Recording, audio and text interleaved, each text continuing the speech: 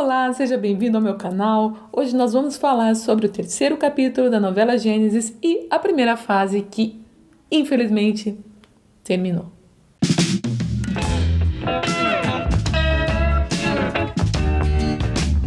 O terceiro capítulo começa com Caim falando com Deus, ou melhor, Deus falando com Caim. E Caim é tão negativo que ele nem percebe que isso quer dizer. Afinal de contas, gente, Deus falou com ele. Só que a pessoa que ela é muito negativa, ela não valoriza o que ela tem. Ela só vê o que ela não tem. Ela só vê o que falta. Então, qualquer coisa que venha para ela de bom é sugado, como cai num buraco negro e não faz o menor efeito nela. Nem Deus falando com ela. Veja só, Caim não mudou, não melhorou nada, não aprendeu absolutamente nada com Deus tentando ensinar ele aí. Diretamente, mas por quê? Por causa da forma dele olhar as coisas, por causa da forma dele ver o mundo. Então ele vê Deus falando com ele, por que você tá chateado? Por que tá abatido? Se você fizer o que é certo, você não vai ser aceito. Mas se você fizer errado, o pecado tá aí.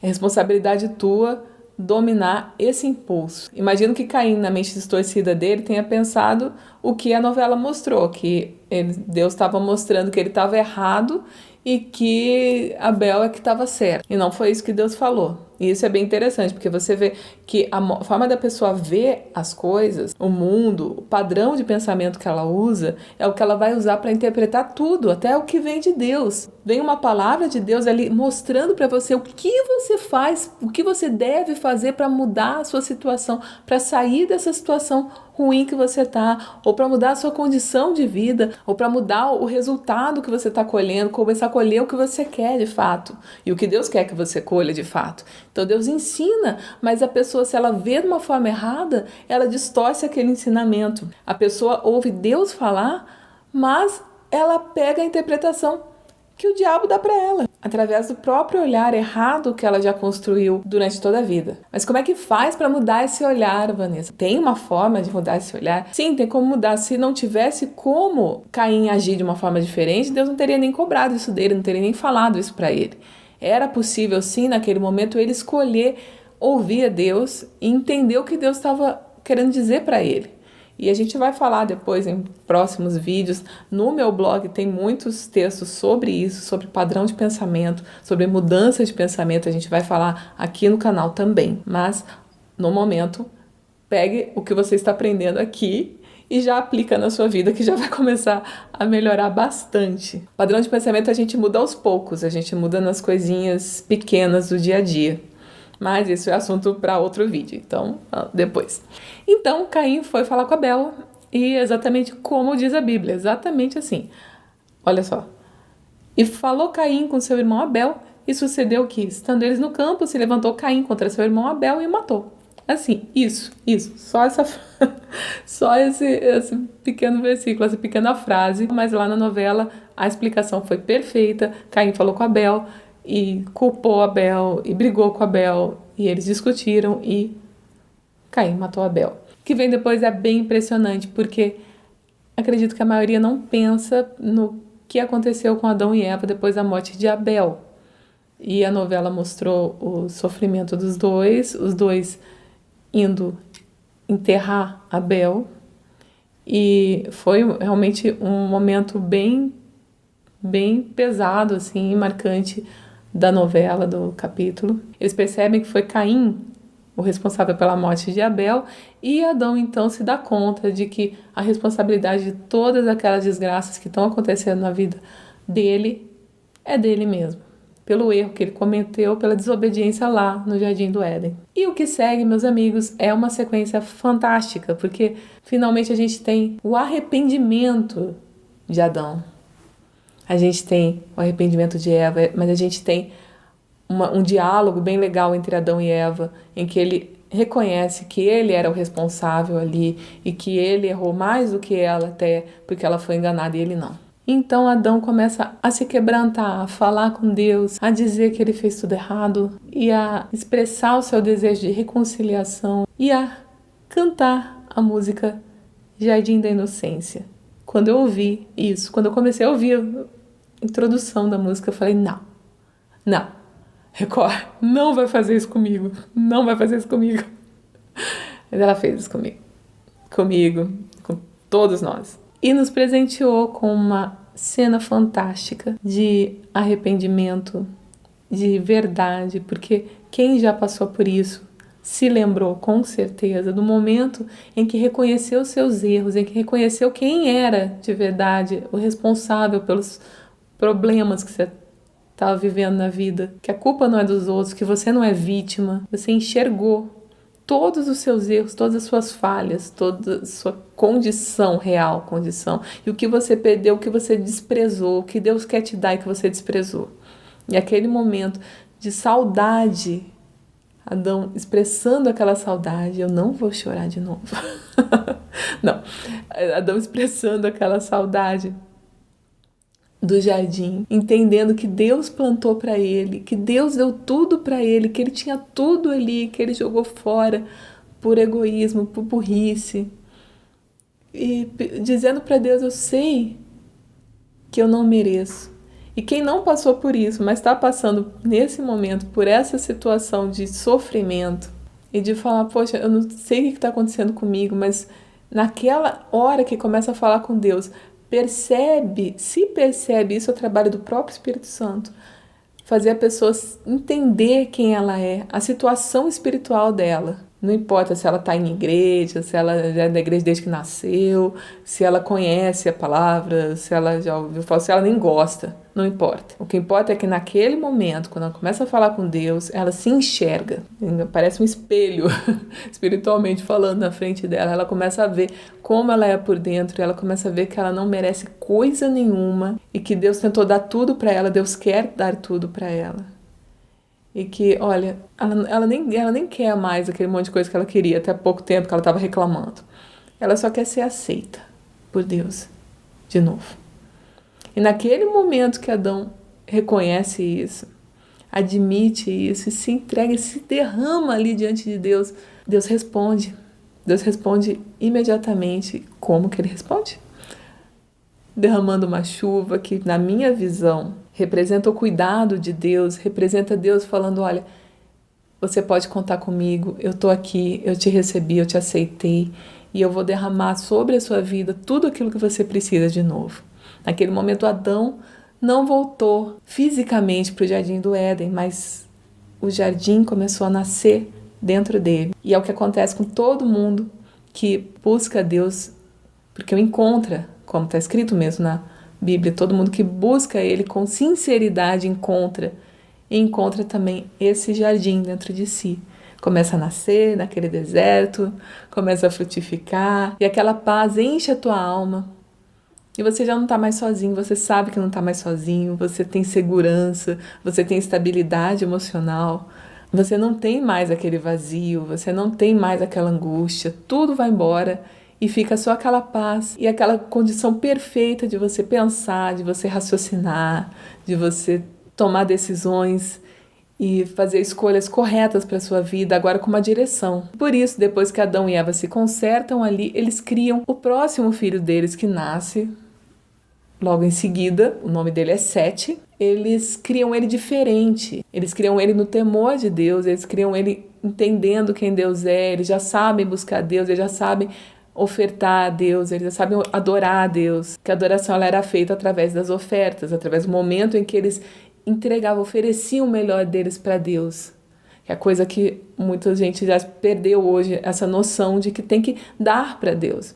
Tem que dar o seu melhor para Deus, não só o fruto do seu trabalho, mas também tudo aquilo que você faz para Deus, tudo aquilo que você faz na vida, você fazer para Deus, pensando em Deus, como é que Deus vai ver isso, eu estou agindo da maneira correta com o meu próximo, como é que eu tenho que fazer, como é que eu tenho que agir, como é que eu tenho que pensar, como é que eu tenho que reagir, sempre pensando em fazer para Deus o melhor. Outra coisa para falar a respeito daquela chuva que caiu sobre Adão, muito mais do que pensar, mas não chovia antes do dilúvio, a gente já falou sobre isso no outro vídeo. Aquela chuva, ela também estava limpando Adão e Eva daquele mal, figurativamente, é claro. Ela estava limpando, ela estava lavando eles como se Deus estivesse lavando eles no pecado e falando, não, eu aceito vocês de volta. É quase uma figura do batismo, né?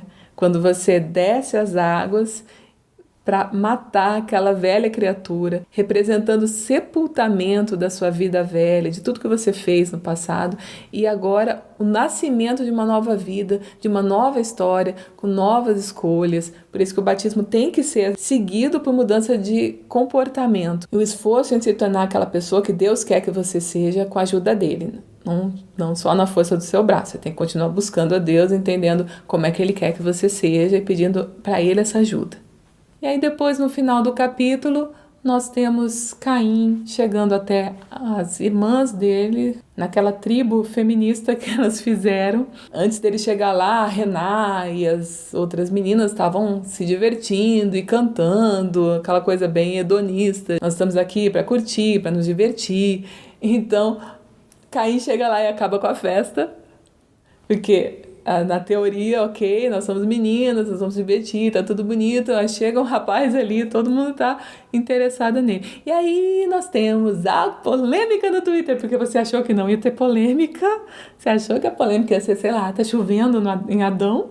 Não, porque todo mundo deve ter percebido que a chuva ali, ela era mais do que uma chuva, ela estava contando uma história também. Não, a polêmica no Twitter foi: Caim casou com as irmãs.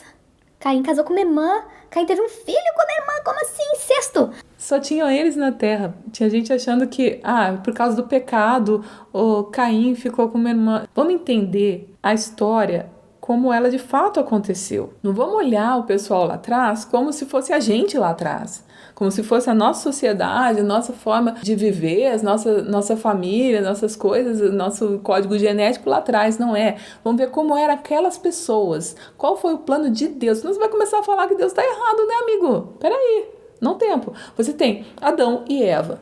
Crescer e multiplicar e encher a terra. Ele não estava falando só para Adão e Eva ficar se multiplicando eternamente e fazendo um monte de gente estéril. Não era essa a ideia, porque senão todo mundo teria nascido estéril, né? Ninguém mais teria capacidade de reproduzir, além de Adão e Eva. Não, era para todo mundo crescer, multiplicar e encher a terra. Como é que faz isso com um casal só? Adão e Eva eram geneticamente perfeitos e bastante semelhantes, se não iguais. A diferença é óbvia que Adão era homem, Eva era mulher. Mas ela foi tirada de Adão, então ela foi feita a partir do código genético de Adão. Ela era um clone de Adão. Só que Deus pegou e conseguiu, coisa que a ciência hoje não sabe fazer. Fez um clone com um sexo diferente. Então você tinha duas pessoas geneticamente iguais, logo misturar os dois não era problema. Misturar os filhos dos dois também não era problema. Mas e como fica moralmente a situação? Também não era problema, porque as pessoas naquele tempo estavam fazendo outras pessoas. Não é como a gente tem hoje, mamãe e papai tem um filhinho e é meu filho. Não, tem dois filhinhos, né? Porque tem que falar de irmão. Tem dois filhinhos e são meus filhinhos. A gente cria eles como filhinhos, eles são irmãozinhos e não sei o que, não sei o que. A configuração familiar naquela época era de tribo. Você estava populando a terra. Então, as pessoas tinham um monte de filho e elas estavam criando pessoas. Elas não tinham essa relação que a gente tem hoje. E também não tinha o problema genético. Então, a ideia de irmãos, como a gente vê hoje, como a gente tem hoje, não existia naquele tempo. Começa a existir bem depois, mas bem depois mesmo. Se você for ver as histórias depois, você tem uma certa dificuldade até no relacionamento dos filhos de Jacó. Você tem um homem com várias mulheres, você tem um homem com filhos de várias mulheres diferentes. Tanto é que a proibição de casar entre irmãos só acontece em Levítico, só acontece lá na época de Moisés, que é quando Deus institui isso. Na hora que ele vê que precisa, ele fala, ok, vamos parar esse sistema que vocês estão fazendo até agora e agora vamos fazer diferente, porque agora, se vocês começarem a casar entre vocês, vai dar problema. Porque Deus faz as coisas perfeitas, gente. A lei, ela vem na hora que ela tem que vir, para regular o que tem que regular. Antes de existir o que tem que regular, ele não precisa regular. Tanto que Abraão e Sara eram meio-irmãos. Ele era filho de Terá, ela também era filha de Terá, mas com outra mãe. Então isso acontecia, era costume da época, era cultura da época, e na época de Adão e Eva era necessidade da época instituída pelo próprio Deus. Então, naquele tempo, isso não era incesto. Não precisa ser confuso. Por quê? Porque você tem que entender, primeiro, que você está usando um padrão anterior de pessoas que viviam de uma outra maneira. Não é só cultural isso, é biológico, porque naquela época a estrutura genética era diferente. Você está falando de pessoas que foram criadas perfeitas, é um código genético perfeito, não havia problema em misturar, eles tinham toda a variabilidade genética que a gente tem hoje, vem deles lá, então a gente só vem perdendo informação, a gente só vem tendo mutações com o passar do tempo, que vão, digamos assim, piorando o nosso estado original. Depois da queda, você tem aí a corrupção do gênero humano, né? Você começa a corromper, inclusive, essas questões de DNA. Você começa a ter mutações, você começa a ter problemas que antes não precisava ter. Então, gente, Deus não errou. Caim não casou com as irmãs por causa do pecado. Sete não casou com as irmãs por causa do pecado, porque Sete casou com quem? Com quem? Com quem que Sete vai ter filho? Então, vamos entender como é que as coisas eram feitas naquele tempo. E nasce o filho de Caim, que é Enoque, e é bom deixar bem claro que esse Enoque não é o mesmo Enoque que a Bíblia fala que foi arrebatado. O Enoque que foi arrebatado é descendente de Sete, é o sétimo depois de Adão, então ele vem bem mais para frente. Esse é outro, os nomes na Bíblia se repetem bastante, alguns personagens têm uns nomes semelhantes, tem Lameque na descendência de Caim, tem Lameque na descendência de Sete. Então tem muitos nomes que se repetem ao longo da Bíblia, até porque é uma história real. Se fosse inventada, a pessoa pensaria, não vou copiar o nome, né? Porque já tem o personagem lá com nome tal. A gente vai escrever livro, por exemplo, você não vai ficar repetindo o nome para não confundir o leitor, mas ali é uma história real, você vai fazer o quê? Contar o que foi, o que aconteceu. E aí nasce o filho de Caim, que é Enoque, e ele resolve fazer uma cidade com o nome de Enoque para provar que não precisa de Deus. Então, você imagina como é que essa cidade vai ser bem legal, né? Vai ser uma porcaria. E é interessante ver como foi diferente realmente a criação de Caim e de Abel e a criação de Sete. Abel, ele era naturalmente legal, ele era um cara que foi buscar a Deus de verdade e ele partiu dele mesmo buscar a Deus, com certeza, provavelmente foi o que aconteceu. Fala na Bíblia que a partir do filho de Sete é que se começou a invocar o nome do Senhor na terra. Então, foi a partir dali que você começa a ter uma estrutura de adoração mesmo, uma coisa mais organizada, de buscar a Deus e tal. Por quê? Porque eles estavam aprendendo isso recentemente. Você presta atenção nas datas das coisas. Porque quando nasceu Sete, Adão já tinha 137 anos. Foi um período muito longo que ele ficou ali, criando os outros filhos, Caim, Abel e outras filhas que ele teve. Com certeza teve outras filhas nesse período, porque para poder fechar e a gente entender como aconteceram as coisas, tem que ter sido assim. Quando Caim já saiu de lá, já tinha gente na terra. Então, durante todo esse período, eles estavam, porque as pessoas viviam mais, as pessoas envelheciam muito mais devagar, e elas ficavam tendo filhos, tanto homens como mulheres ficavam tendo filhos por centenas de anos. Então, as pessoas tinham uma outra condição para viver. Aí você começa a mudar isso e as pessoas passam a viver menos, os processos vão acontecendo mais rápido no corpo, as pessoas envelhecem mais rápido e passam a viver bem menos, cada vez menos. Porque é uma história real, isso fica bem claro, porque se fosse inventado, ainda mais naquele tempo, da maneira como eram feitas as histórias, naquela época, elas não tinham todo um detalhamento, refinamento que se tem hoje, de você pensar em verossimilhança, você pensar, você ler, por exemplo, aquele mito da criação babilônica. Você vê que as histórias, elas não são tão cuidadosas assim na questão de verossimilhança. Você tem na Bíblia ali um evento como o dilúvio, que as pessoas, Deus fala, a expectativa de vida das pessoas vai ser 120 anos. E aí o que acontece? Se fosse uma história inventada, a partir dali as pessoas estão vivendo 120 anos porque Deus falou. Mas não, como a história é real, as pessoas começam a viver cada vez menos, e você vê isso na genealogia ali de Noé, você vê que ele está lá, ele vive quase 1000 anos, todo mundo estava vivendo quase 1000 anos, até chegar ali em Noé. Aí ele já vive mais ou menos a expectativa dele mesmo, e os próximos vão vivendo cada vez menos, cada vez menos, cada vez menos, aos poucos, porque as condições da Terra estão mudando e as condições do próprio código genético das pessoas vai mudando também.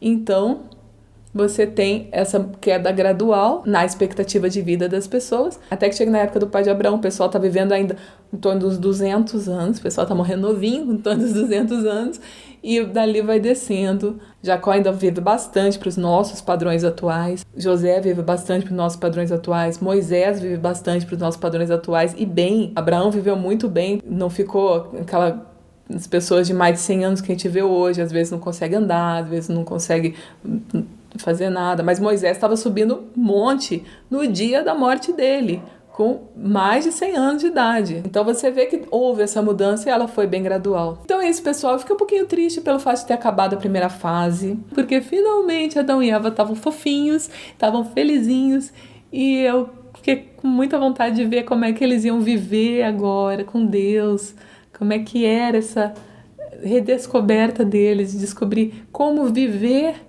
naquele mundo inóspito, apesar de que ele já não estava mais tão inóspito, porque Deus já começava a abençoar eles ali, porque quando você se volta para Deus, não importa a situação que você vive, não importa o lugar em que você está, Ele naturalmente vai melhorando, porque as coisas vão começando a acontecer favoravelmente, e para você começar a ter aquilo que você precisa, porque isso faz parte das bênçãos de Deus. Então, pessoal, por hoje foi isso. Espero que você tenha gostado desse vídeo, que tenha te ajudado de alguma forma. Muito obrigada pelos comentários que vocês estão deixando. Eu respondi alguns, ainda não consegui responder todos, mas eu leio todos. Se você não é inscrito no canal, se inscreve aí e ativa o sininho para receber notificações todas as vezes que tiver vídeo novo no canal. E se você gostou do vídeo, dá um joinha. Então, a gente se vê no próximo vídeo. Tchau, tchau!